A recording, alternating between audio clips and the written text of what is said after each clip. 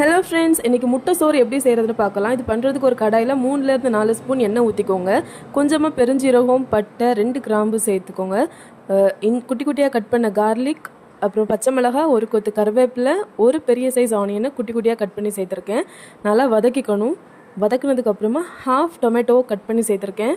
இதுவும் நல்லா வதங்கினதும் கரம் மசாலா, மிளகா பொடி, சிக்கன் பொடி, மல்லிப்பொடி உங்கள் அளவுக்கு ஏற்ற மாதிரி சேர்த்துக்கோங்க. கூட கொஞ்சம் உப்பு சேர்த்து நல்லா வதக்கிக்கோங்க. அதோட ரா ஸ்மெல் போனதும் 2 முட்டை உள்ளே சேர்த்துருக்கேன். இதுக்கு தேவையான உப்பு சேர்த்து நல்லா கிண்டி விட்டுக்கோங்க. ஒரு ஆள் சாப்பிட்ற அளவு தான் செஞ்சு காமிச்சிருக்கேன். உங்களுக்கு வேணும்னா எக்ஸ்ட்ரா இதோட குவான்டிட்டி கொஞ்சம் ஆட் பண்ணி செஞ்சுக்கலாம்.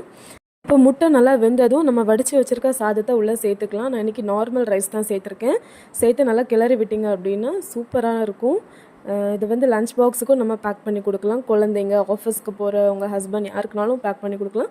செம்ம டேஸ்ட்டாக இருக்கும். பிடிச்சிருந்தா லைக் பண்ணி சப்ஸ்கிரைப் பண்ணுங்கள்.